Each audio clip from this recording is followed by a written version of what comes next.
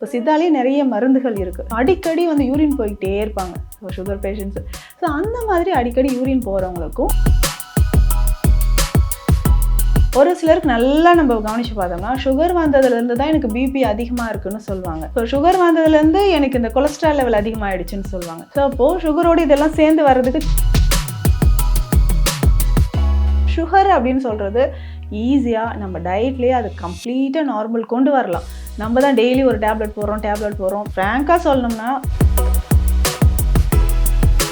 Sugar இருக்கிற நிறைய ஆண்களுக்கு எரெக்ஷன் ப்ராப்ளமும் இப்போ இருக்குது. ஸோ ஆண்மை குறைபாடு நோக்கி நிறைய பேர் போயிட்டு இருக்காங்க. டயாபெட்டிஸ்னால இந்த மாதிரி ப்ராப்ளம்லாம் இருக்காங்க.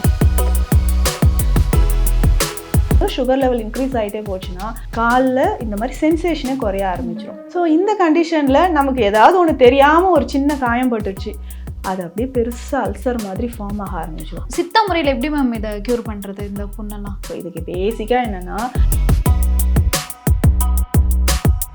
டயாபெட்டிஸ் அப்படி சொல்லுவாங்கல்ல மேம், அதுக்கும் வந்து இதில் ஹோமியோபதியில் ட்ரீட்மெண்ட் இருக்கா மேம்? நிச்சயமாக இருக்குது.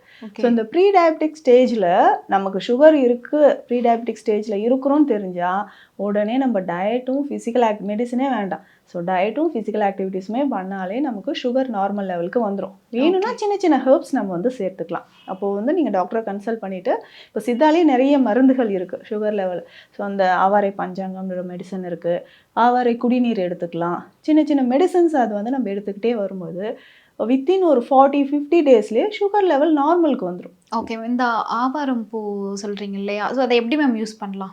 ஸோ ரொம்ப ரெடி பண்ணுறது இந்த சீசனில் நல்லாவே நமக்கு கிடைக்கும். ஸோ அதுக்கப்புறம் பார்த்தோம்னா ஆவாரை பஞ்சாங்கம்ன்ற ஒரு மெடிசன் இருக்குது சித்த மருத்துவத்தில். ஆவாரை பஞ்சாங்கம்னா பஞ்சாங்கம் அப்படின்னு 5. ஓகே. ஆவாரை செடி இருக்குது பார்த்தீங்களா, அதனுடைய பூ, இலை, விதை, பட்டை, அதனுடைய பிசின், இந்த 5 பொருள். அந்த செடி ஃபுல்லாகவே யூஸ் பண்ணலாம். அதுல இருந்து கம் வரும். ஓகே. இப்போ பெருங்காயம் ஒரு it's a type of gum தானே, அதே மாதிரி ஆவாரை செடியிலேருந்து நமக்கு வந்து ஒரு பிசின் வரும். அதையும் சேர்த்து மருந்தாக தான் நம்ம எடுத்துக்கிறோம். அப்போ ஆவாரை பூவை நம்ம வந்து டீ போட்டு குடிக்கிறோம், நிறைய ஹெல்த் பெனிஃபிட்ஸ் இருக்குது. ஆவாரை பஞ்சாங்கமாக பயன்படுத்தி பாருங்களேன். ஸோ சுகர் லெவல் நமக்கு நல்லாவே குறைய ஆரம்பிச்சிடும். ஸோ இதுவுமே ஸ்பெஷல் மெடிசனாக சித்தால இருக்குது. அதே மாதிரி ஆவாரை குடிநீரும் இருக்குது. ஸோ அடிக்கடி வந்து யூரின் போய்கிட்டே இருப்பாங்க சுகர் பேஷண்ட்ஸு. ஸோ அந்த மாதிரி அடிக்கடி யூரின் போகிறவங்களுக்கும் ஆவாரை குடிநீர் நம்ம வந்து யூஸ் பண்ணிக்கலாம். இது வந்து பேசிக் மெடிசன்.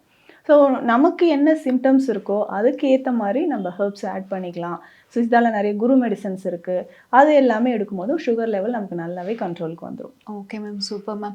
என்ன பண்ணுறோமோ இல்லையோ ஃபிசிக்கல் ஆக்டிவிட்டி ஜாஸ்தியாக இருக்கணும். நீங்கள் சொன்ன மாதிரி தான் மேம், முன்ன இருந்த மாதிரி யாரும் இப்போ நிறைய ஸ்டெப்ஸ் நடக்கிறது கிடையாது. லிஃப்ட் வந்துடுச்சா, லிஃப்ட்டில் போ.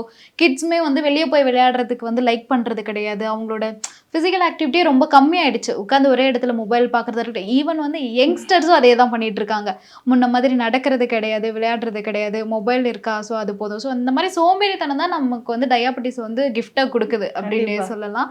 அண்ட் தென் ப்ரீ டயாபெட்டிஸ் பற்றி இன்னும் கொஞ்சம் டீட்டெயில் ஏதாவது சொல்ல முடியுமா மேம்? ஸோ இந்த ப்ரீ டயபெட்டிக் ஸ்டேஜ் அப்படின்னு சொல்கிறது நம்ம வெயிட் எவ்வளோ இருக்கும் அப்படின்னு செக் பண்ணிக்கணும். ஓகே. ஸோ ப்ரீ டயபெட்டிக் ஸ்டேஜில் இருக்கிறவங்க பிபி செக் பண்ணிக்கணும், கொலஸ்ட்ரால் லெவலும் பார்க்குறது பெஸ்ட்டாக இருக்கும். ஒரு சிலருக்கு நல்லா நம்ம கவனித்து பார்த்தோம்னா சுகர் வந்ததுலேருந்து தான் எனக்கு பிபி அதிகமாக இருக்குன்னு சொல்லுவாங்க. ஸோ சுகர் வந்ததுலேருந்து எனக்கு இந்த கொலஸ்ட்ரால் லெவல் அதிகமாகிடுச்சுன்னு சொல்லுவாங்க. ஸோ அப்போது சுகரோடு இதெல்லாம் சேர்ந்து வர்றதுக்கு சான்சஸ் இருக்குது. அப்போது இதையும் நம்ம வந்து செக் பண்ணிவிட்டு கம்ப்ளீட்டாக ஒரு டயட் பிளானை வந்து நம்ம சேஞ்ச் பண்ணி ஒரு டாக்டரை கன்சல்ட் பண்ணிட்டு கூட நம்ம டயட் பிளான் வாங்கிக்கலாம். ஸோ ஒரு ரொம்ப நாள் லைஃப் லாங் கூட இல்லைங்க, ஒரு 30 to 40 days அந்த கரெக்டாக அந்த டயட்டும் ஃபிசிக்கல் ஆக்டிவிட்டீஸ் பண்ணிக்கிட்டே வந்தோம்னா சுகர் லெவல் குறைஞ்சிரும். காலையில் எழுந்துச்சுன்னா டீ காஃபி குடிக்கிறீங்களா, அதுக்கு பதில் ஏதாவது ஒரு ஹெர்பல் டீ நம்ம எடுத்துக்கலாம். ஸோ மார்னிங் பிரேக்ஃபாஸ்ட்டில் நான் சொன்ன மாதிரி நல்ல ஃபைபர் கண்டென்ட், கிளைசிமிக் இண்டெக்ஸ் குறைவாக இருக்கக்கூடிய உணவுகள் எடுத்துக்கலாம். ஸோ நம்ம ரெட் ரைஸ் எடுத்துக்கலாம். ஸோ அந்த கருப்பு கவுனி அரிசி எடுக்கிறது, இந்த மாதிரி நம்மளுடைய பாரம்பரிய அரிசி வகைகள் ஈஸியாக நம்மளுடைய சுகர் லெவலை குறைச்சிடும். இன்னொருத்தர் சொல்லுவாங்க எனக்கு ஹெரிடிட்டியாக வருது, இது ஒன்றுமே பண்ண முடியாது, டெய்லி ஒரு மாத்திரை சாப்பிட்டு தான் ஆகணும் அப்படின்னு சொல்லி. ஹெரிடிட்டியாக வர்றதுக்கும் ஒரு ஏஜ் லிமிட்டுன்னு இருக்கு இல்லையா. ஒரு 50 yearsல வருது, 45 yearsல வருதுன்னா ஓகே. ஈவன் இப்போ 25 yearsலலாம் சுகரோடு இருக்காங்க. மோஸ்ட் அந்த ப்ரீ டயாபெட்டிக்ஸ்ன்றது வந்து அண்டர் 15, அண்டர் 10 அவங்களுக்குலாம் நிறைய வருது மேம். இப்போ இருக்க ஜென்ரேஷன் பசங்க எல்லாருக்குமே அது வந்து டைப் 1 கூட இப்போ இருக்கு. அதில் டைப் இருக்குல்ல, டைப் 1, டைப் 2. இப்போ டைப் 1 இருக்கிற கிட்ஸ் வந்து நிறைய பேர் இருக்காங்க.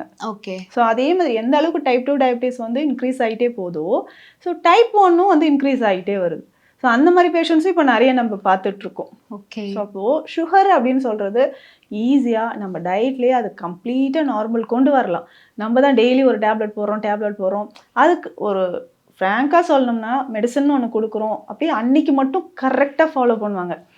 ஒரு 10 டேஸ் கழிச்சு கேட்டோம்னா, இல்லை மேடம் 2 நாள் நான் ஊருக்கு போயிட்டேன், வாக்கிங் போக முடியல, மெடிசன் ஃபாலோ பண்ண முடியல அப்படின்னு சொல்லுவாங்க. திரும்ப கொஞ்ச நாள் கழிச்சு பார்த்தோம்னா அப்படியே மறந்துடுவாங்க. நமக்கு சுகர்னு ஒன்று இருந்ததே மறந்து எது 400 தாண்டி போயிட்டுருக்கோம். அப்போ ஐயோன்ட்டு திரும்ப வந்து மெடிசன் ஏதாவது எடுக்கலாமா? ஸோ நம்ம கரெக்டாக ஃபாலோ பண்ணிட்டு வந்தோம்னா ரெகுலராக கண்டிப்பாக சுகர் லெவலு ப்ரீ டயபெட்டிக் ஸ்டேஜில் அது கம்ப்ளீட்டாக க்யூர் பண்ணிடலாம். Okay ma'am. மேம் இப்போ வந்து கிட்ஸ்க்கு இருக்கு இல்லையா, ப்ரீ டயபெட்டிஸ் ஸ்டார்ட் ஆகுது, அவங்களுக்கு ஸ்டேஜ் 1 ஸ்டேஜ் 2 இந்த மாதிரிலாம் இருக்குது. அதுக்கான ரீசன் என்னவா மேம் நினைக்கிறீங்க? ஈவன் பேரண்ட்ஸ் வந்து இப்போ வந்து அவங்களுக்கு சின்ன வயசுலேருந்து அவங்க நல்லா இருக்கணும், நல்லா வெயிட் போடணும் அப்படின்னு சொல்லிட்டு குட்டியிலே வந்து நல்லா பொசு ஆக்கி விட்டுறாங்க. ஸோ அதுக்கு அதனால தான் அவங்களுக்கு டயபெட்டிஸ் வருது, ஒன் ஆஃப் த ரீசன் சொல்லலாமா? நிச்சயமா அது ஒரு ரீசன் சொல்லலாம். ஸோ ஃபிசிக்கல் ஆக்டிவிட்டீஸ் இல்லாமல் இருக்குது. இப்போ ஈவன் நமக்கு தைராய்டு இஷ்யூஸே நிறைய கிட்ஸுக்கு பார்க்க முடியுது, ஒபிசிட்டி பார்க்க முடியுது. ஆமாம். ஸோ இதுக்கு எல்லாமே அப்போது ஆட்டோமேட்டிக்காக சுகர் வந்துடுது இல்லைங்களா?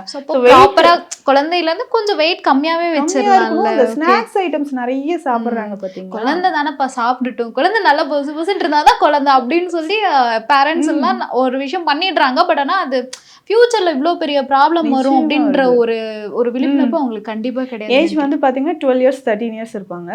பட் வெயிட் அப்படின்னு பார்க்கும்போது 75-80 கேஜிஸ் இருக்கும்போது ஸோ இதனால கார்டியாக் இஷ்யூஸ் வர்றதுக்குமே சான்சஸ் இருக்கு. அவங்களுக்கு ப்ரீத் பண்றதுக்கே சிரமமா இருக்கும். ஸோ அந்த மாதிரி கிட்ஸ் வந்து நல்லா ஹாப்பியாக ஓடி ஆடி இருக்க வேண்டிய ஏஜில் நம்மளே குழந்தைங்களுக்கு வந்து ஒபிசிட்டி அப்படின்ற ஒரு விஷயத்தையும் சுகரையும் கொண்டு வந்து விட்டுறோம். அப்போது கவனம் செலுத்த வேண்டிய விஷயம் என்னென்னா, ஸோ நிறைய ஜங்க் ஃபுட் சாப்பிட்றாங்களா, ஸோ அது எல்லாமே நம்ம அவாய்ட் பண்ணிவிட்டு ஹெல்த்தி ஃபுட்டு. ஸோ எத்தனை பேருக்கு கீரைகள் சொல்லியே ரொம்ப கேட்டுதாங்க பழக்கம், சாப்பிட்டுலாம் பழக்கம் இல்லைங்க. இவங்க அந்த டயபெட்டிஸ் பேஷண்ட்லாம் வந்து கீரை வந்து எப்படி மேம் எடுத்துக்கணும்? எல்லா கீரையும் சாப்பிடலாம். எல்லா கீரையும் சாப்பிடலாம். பெஸ்ட்டாக ஒன்று சொல்லிட்டுங்களா, முருங்கைக்கீரை.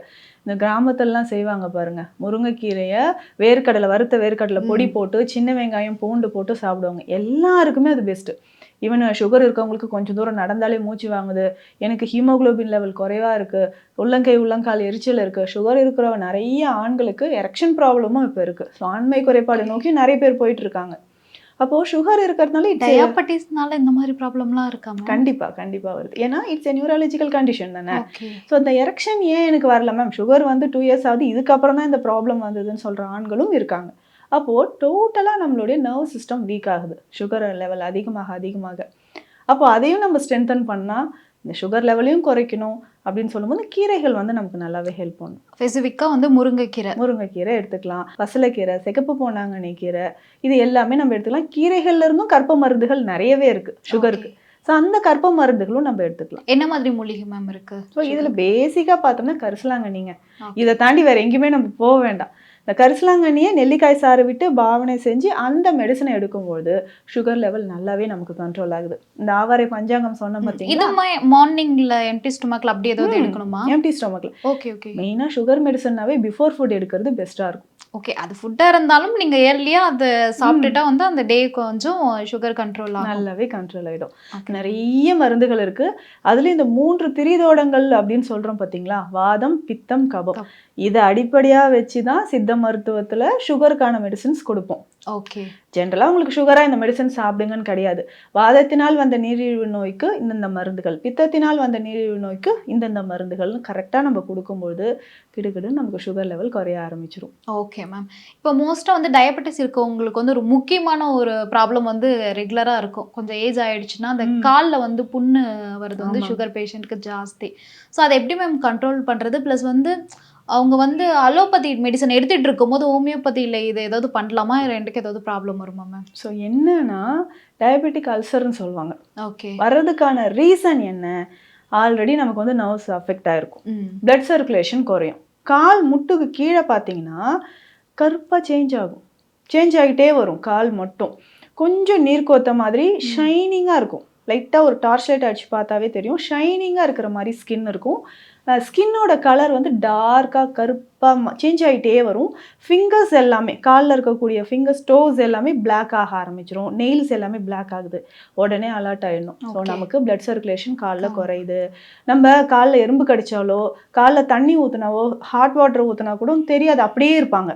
ஓகே. நமக்கு அந்த ஃபீலும் கூட கம்மியாயிட்டே வரும். குறைஞ்சிரும். ஓகே. ஸோ அப்போ கால்ல செப்பல் இருக்கா இல்லையா தெரியாது.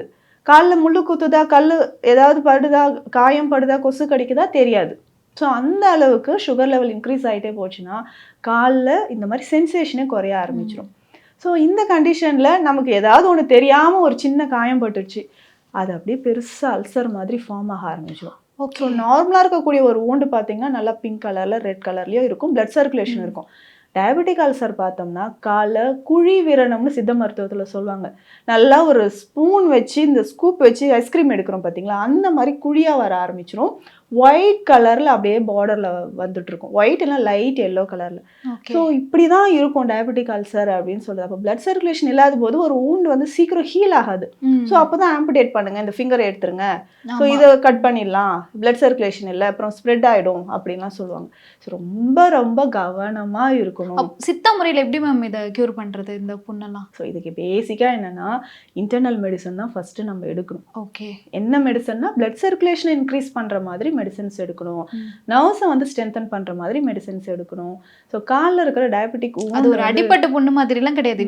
நம்ம பாடிக்குள்ளே இன்டேக் பண்ணுறது வந்து ப்ராப்பரான மெடிசன் பண்ணாதான் அங்கே க்யூர் ஆகும். கண்டிப்பாக க்யூர் ஆகும். இதுக்கு எக்ஸ்டர்னல் ஆயில் அப்ளிகேஷன் நிறைய இருக்குது, மெடிசன்ஸ் நிறைய இருக்குது. அதை பற்றி கொஞ்சம் மெடிசன்ஸ் என்ன மாதிரி மெடிசன்ஸ் இருக்கு தாராளமாக. ஸோ அப்படி எடுக்கும்போது கொஞ்சம் கொஞ்சமாக அந்த wound வந்து நமக்கு கிளியர் ஆகும். இதுக்கு பேசிக்காக வந்து பார்த்தோம்னா ஆல்ரெடி டெய்லி ட்ரெஸ்ஸிங் பண்ணுறவங்க இருப்பாங்க. ஸோ அந்த மாதிரி ட்ரெஸ்ஸிங் பண்ணிட்டு இருக்கீங்கன்னா அது பண்ணிட்டு இன்டர்னல் சித்தா மெடிசன்ஸ் எடுக்கலாம். இல்லைன்னா சித்த மருத்துவத்தில் நிறைய தைல வகைகள் இருக்குது. ஸோ மத்தன் தைலம் அப்படின்னு ஒரு தைலம் இருக்குது, அதை நம்ம லைட்டாக அப்ளை பண்ணிவிட்டு சில வகையான க்ரீம்ஸ் வந்து சித்தால இருக்குது. ஸோ கிளிஞ்சல் மெழுகு மாதிரியோ இல்லை வங்கவர்ண களிம்பு மாதிரி மருந்துகளோ, இந்த ஆவாரையிலிருந்தும் சீமையகத்திலிருந்தும் செய்யக்கூடிய மருந்துகளும் இருக்குது. மோஸ்ட்டாக ஆவாரம் பூ வந்து டோட்டல் டயாபெட்டிக்ஸை க்யூர் பண்ணுற அளவுக்கு அது மட்டும் இல்லை, ஆவாரம் பூ பற்றி சொல்லணும்னா ஒரு நாள் பத்தாது. ஸ்கின் கேருக்குமே அது நிறைய தங்கச்சத்து இருக்கிற மூலிகை. நம்ம தங்கத்தை தேடி எங்கெங்கேயும் அலையிறோம், தங்கச்சத்து இருக்கிற ஒரு மூலிகை. தலையிலேருந்து கால் வரைக்கும் ஒரு ஒரு மூலிகை, அப்படி நிறைய மூலிகை இருக்குது. நம்ம கண்ணுக்கு முன்னாடி இருக்கிற ஒரு மூலிகைன்னா ஆவாரம் பூ. கண்டிப்பாக. ஸோ அந்த மாதிரி இந்த குழி வீரணத்துக்கும் நம்ம ஆவாரம் பூவை, அதுலேருந்து இந்த சீமையகத்தின் ஒரு மூலிகை இருக்குது. ரெண்டுமே பார்க்குறதுக்கு பூ ஒரே மாதிரி இருக்கும், நல்ல எல்லோ கலரில் அப்படியே சூரிய வெளிச்சத்தில் பார்த்தோம்னா தங்கம் மாதிரியே மின்னும். ஸோ இதுவுமே வந்து நமக்கு அல்சர் இருக்கும்போது டயபெட்டிக் அல்சருக்கு அது மெடிசன் யூஸ் பண்ணணும். இது மெடிசனாகவே நமக்கு கிடைக்குது. ஓகே, மெடிசனாகவே இருக்கும். ஸோ சீமையகத்தி கற்பம்னு கேட்கலாம், இல்லை சீமையகத்தி பேஸ்ட்டுன்னு கேட்டால், அதாவது எப்படின்னா க்ரீம் ஆயின்மெண்ட் மாதிரி இருக்கும். ஸோ அதை நம்ம யூஸ் பண்ணிக்கிட்டே வரலாம். ரொம்ப ரொம்ப கேர்ஃபுல்லாக இருக்கணும். ஸோ டயபெட்டிக் அல்சர் நம்ம மெடிசன் எடுக்க எடுக்க நல்லாவே wound நல்லா ஹீல் ஆகிட்டே வந்துடும், குறைஞ்சிரும். அதுக்கு அந்த ஸ்டேஜ் வரைக்கும் நம்ம போகக்கூடாது. முன்னாடி நீங்க சொன்ன மாதிரி வந்து கால் பாதம்லாம் கொஞ்சம் பிளாக் ஆகும் போதே நம்ம கொஞ்சம் கான்ஷியஸா இருந்து அப்போ அதுக்கு நம்ம என்ன பண்ணோம், monthly one sugar level check பண்ணிக்கணும்.